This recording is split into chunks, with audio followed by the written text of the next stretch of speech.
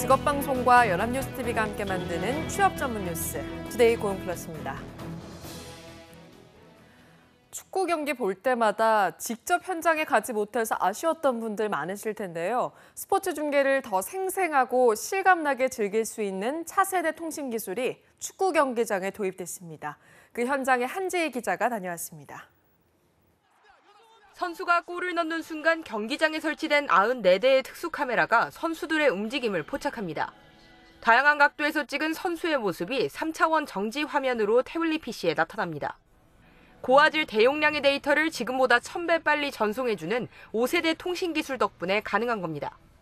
5G 서비스를 통하여 전 세계 어디서나 안방에서 축구장에 마치 있는 것처럼 실시간으로 축구 경기를 체험할 수 있게 되고, 가상현실 기기를 쓰면 어느새 경기장 한가운데 서 있습니다.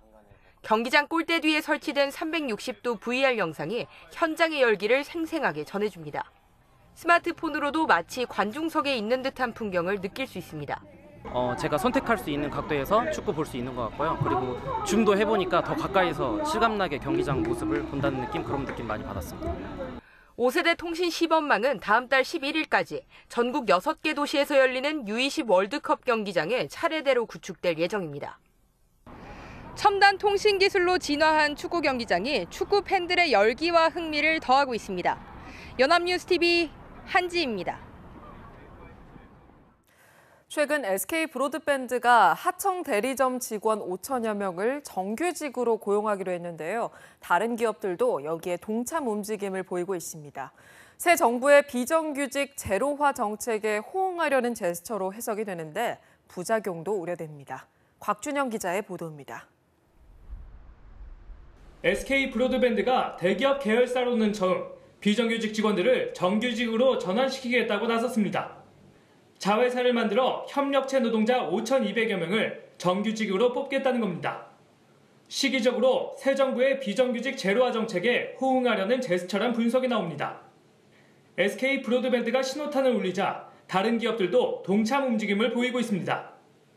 LG유플러스는 2,500여 명의 비정규직 하청 직원들에 대한 정규직 채용을 고심하고 있습니다. 이마트 계열 편의점 위드미는 우수 가맹점주를 정규직으로 채용하는 제도를 도입하기로 했고, 롯데그룹의 각 계열사들도 정규직 전환을 위해 비정규직 현황 파악에 나선 것으로 알려졌습니다. 하지만 기업들의 이런 움직임에 우려의 목소리도 나옵니다. 정규직 전환으로 인건비 부담이 늘면 신규 채용이 줄어들 가능성이 있습니다. 또 임금 상승과 고용시장이 경직될까 봐 우려스럽다는 시각도 있습니다.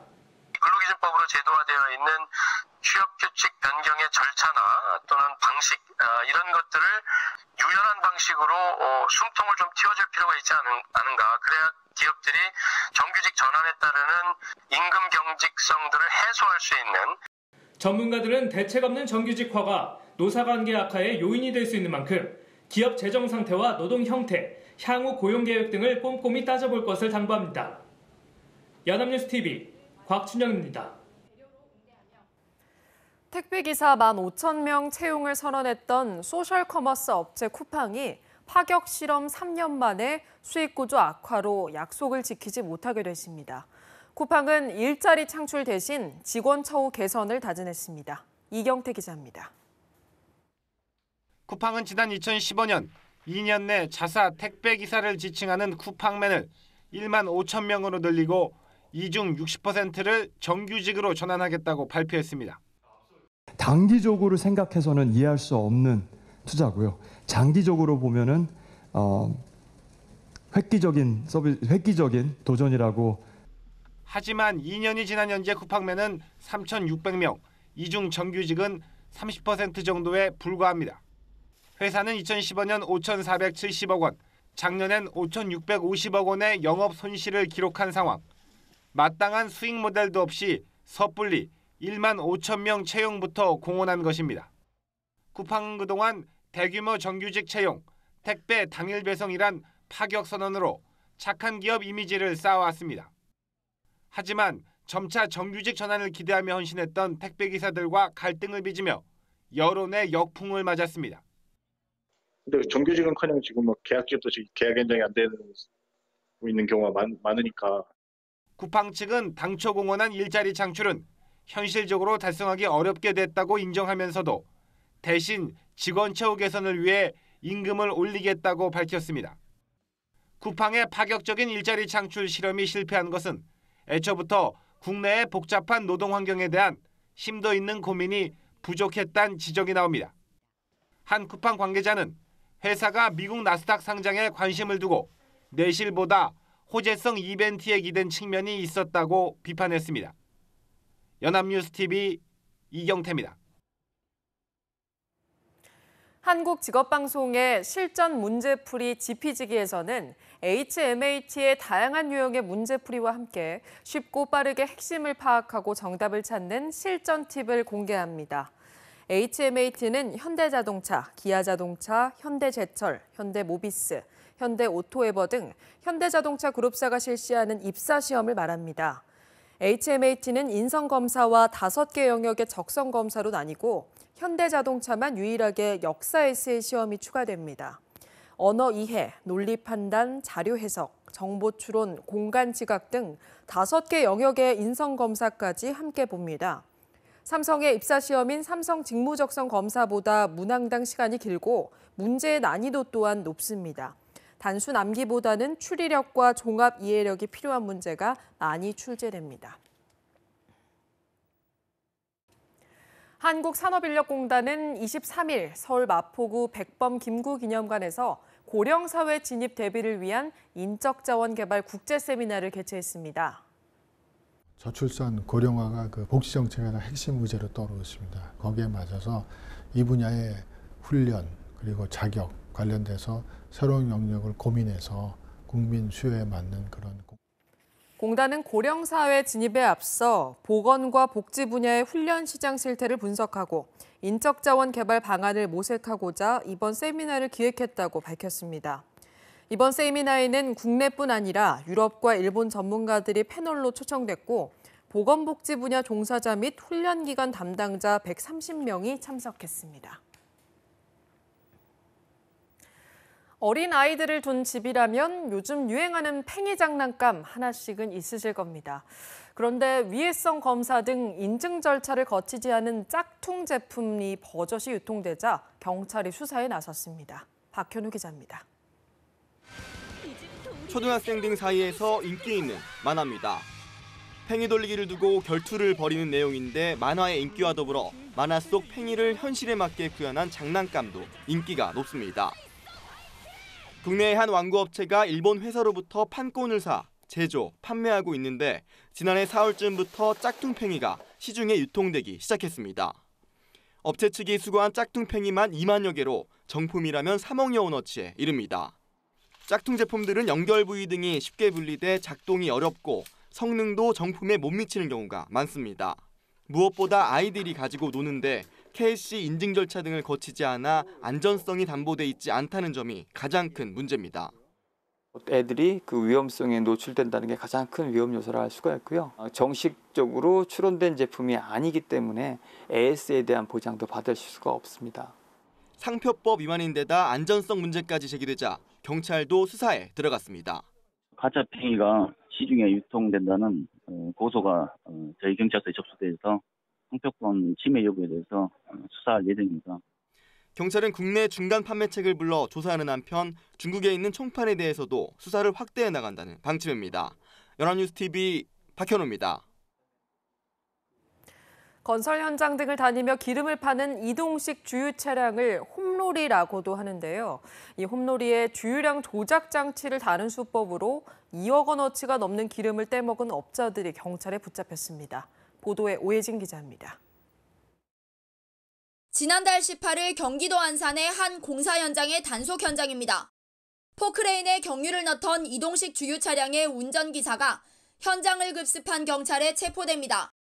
운전기사 주머니에서는 소형 리모컨이 발견됐고 주유 차량 내부를 뜯어보니 플라스틱 박스에 넣어놓은 무선 원격 장치가 나옵니다. 차량 내부 배선에 장착해 실제로 기름이 들어가고 있지 않아도 정상적으로 주유가 되는 것처럼 속이는 장치입니다. 경찰에 붙잡힌 주유업자 42살 서모 씨는 리모컨을 이용해 이 장치를 작동시켜 실제보다 기름을 10에서 15% 정도 덜 넣고도 정상 주유한 것처럼 속여왔습니다. 서 씨를 포함해 경찰에 붙잡힌 주유업자 11명이 이런 식으로 지난 2015년 1월부터 팔아온 주유량은 총 25억 원 상당에 이르는 것으로 드러났습니다. 이를 통해 이들이 챙긴 범죄 수익은 2억 원에 이른다고 경찰은 밝혔습니다. 이 장치를 만들어 판 업자는 42살 김모 씨로 장비 한 묶음을 개당 100만 원에서 250만 원에 팔아왔습니다. 경찰은 김 씨와 서 씨를 포함해 모두 12명을 불구속 입건하고 추가 범죄를 수사하고 있습니다. 연합뉴스TV 오혜진입니다. 문재인 정부의 초기 금융정책은 민생과 밀접한 서민금융 분야에 방점이 찍힐 전망입니다.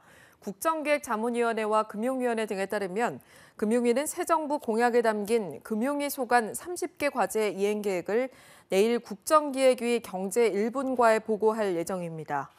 특히 서민 생활에 미치는 영향이 크면서도 별도로 법 개정 절차나 예산 확보가 필요하지 않은 소액, 장기 연체 채권 소각과 카드 수수료 인하 방안 등을 우선적으로 추진할 계획입니다. 또 대출 규제 변화가 주택 시장에 미치는 영향을 고려해서 가계부채 문제에 대해서도 신중히 접근해 연착륙을 유도할 것으로 보입니다. 조류 인플루엔자, AI가 잠잠해졌는데도 계란과 닭고기 가격이 들썩이자 정부가 비축 물량을 풀어서 시장 안정화에 나서기로 했습니다. 농림축산식품부는 다음 달 초 약 2주 동안 농협을 통해 계란 400만 개에서 500만 개를 시중 가격보다 30% 이상 낮은 가격으로 공급할 계획이라고 밝혔습니다. 닭고기는 오는 31일부터 비축 물량 2,100톤가량을 시중 가격보다 50% 이상 낮은 가격에 방출하기로 했습니다. 정부는 사재기 등을 막기 위해 유통 판매 업체에 대한 현장 점검도 함께 진행할 계획입니다.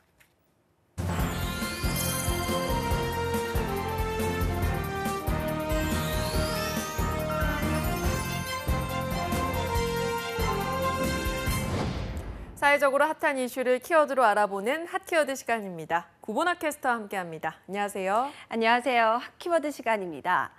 새 정부가 출범하며 가정을 위한 복지에 관한 다양한 공약들이 화제가 되고 있는데요. 5포 세대 증가, 저출산율 등을 극복하기 위한 방편으로 마련된 것이라고 하죠. 실제로 통계청이 발표한 지난해 신생아 출생 수는 40만 6천 명으로 역대 최저 수준일 정도입니다. 물론 인구가 줄어들었기 때문이라고는 하지만 아이를 원하지 않는 가정도 그만큼 많아졌기 때문인데요. 네, 그 마음이 참 이해가 갑니다. 자녀를 갖는다는 게 어떤 것과 비교할 수 없을 만큼 큰 기쁨이지만 현실적으로 생각해보면 경제적인 부담도 크고요. 여성의 경우에는 사회적으로 포기해야 하는 것들이 많이 생기잖아요. 네, 그렇죠. 육아정책연구소의 청년층의 비혼에 대한 인식과 저출산 대응 방안 보고서에 따르면 결혼을 하더라도 맞벌이는 꼭 해야 한다 의견에 미혼 남녀 63.2%가 동의를 했다고 하는데요. 그만큼 가계 부담이 커진 이유도 있지만 일을 하고 싶어하는 여성의 비율도 늘었기 때문입니다. 하지만 문제는 여성이 일을 하더라도 가사와 육아의 부담이 결코 줄어드는 건 아니다 보니 출산율에도 큰 영향을 미친다는 겁니다. 그래서 오늘 핫키워드 시간에는 워킹맘 순환시대로 주제를 잡았습니다. 네, 맞아요. 지난해였나요? 한 방송사에서 워킹맘을 다룬 다큐멘터리가 큰 화제가 됐었는데요. 그만큼 우리 워킹맘들의 고충이 크다고 들었습니다. 네, 지난해 맞벌이 여성의 출산 아기 수는 0.6명으로 전업주부의 출산 아기 수인 2.6명에 비해 크게 못 미쳤는데요. 전문가들은 맞벌이가 대세인 상황에서 이 출산율을 높이려면 여성이 독방 육아를 걱정하지 않도록 이 남성의 육아와 가사 참여율을 높여야 한다고 지적을 하고 있습니다. 그런데 이 통계청에서 발표한 자료를 보면 가사를 공평하게 분담하고 있다고 답한 남성은 17.8%, 여성은 17.7%에 불과하다고 합니다. 또 맞벌이 부부의 하루 가사 노동 시간 역시 남성은 41분인 반면 여성은 3시간 13분으로 5배가량 더 많았다고 하니 여전히 가사의 분배가 제대로 이뤄지지 않고 있다는 거죠. 아니, 5배는 좀 상당히 심한 수치 아닌가요? 네, 맞습니다. 그래서 이 맞벌이 가족 대상의 행복도 조사에서도 행복하지 않다고 응답한 여성 중 26%가 일과 가정 양립에 어려움을 꼽았을 정도입니다. 이 가사 분담률도 이런데 육아 분담률은 더 심각합니다. 때문에 워킹맘 10명 가운데 8명이 양육 스트레스를 호소하고 있다고 할 정도입니다. 네, 그렇군요. 그런데 문제는 여전히 우리 사회에서 완벽한 아내, 완벽한 엄마, 완벽한 직장 여성이 모든 역할을 해내야 한다는 시각이 좀 팽배해 있잖아요. 네, 그렇죠.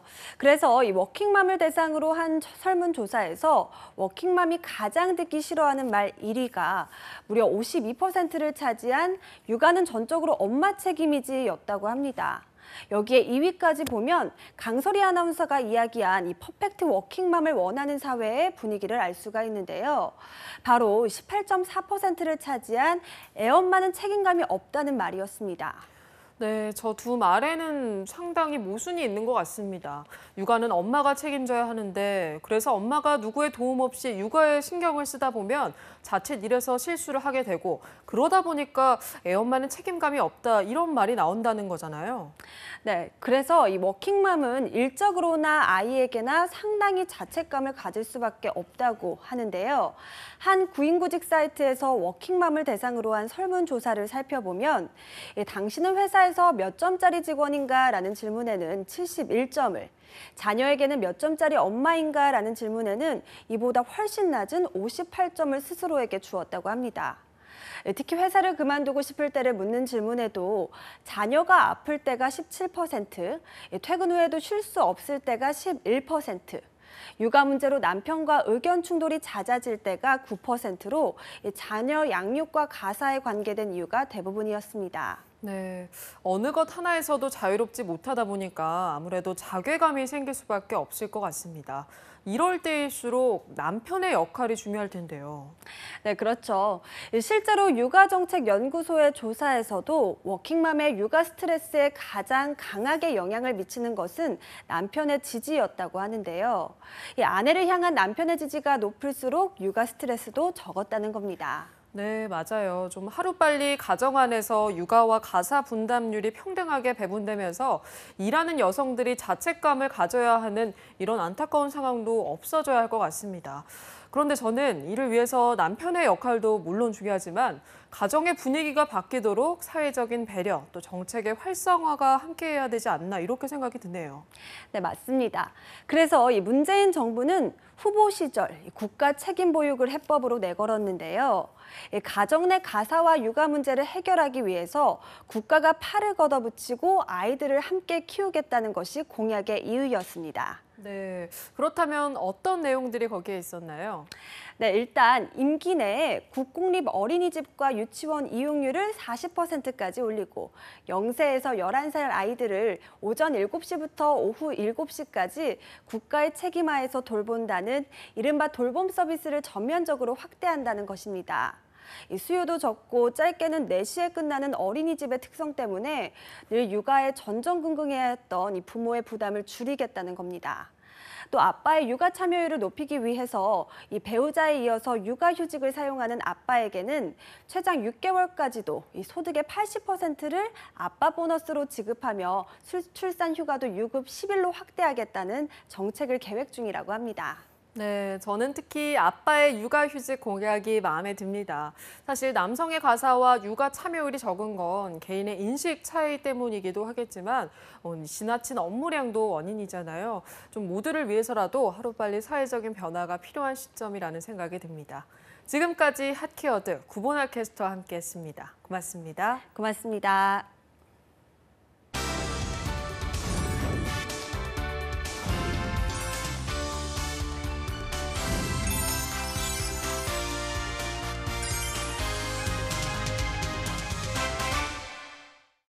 투데이 고용플러스 오늘 준비한 소식은 여기까지입니다. 함께해 주신 여러분 고맙습니다.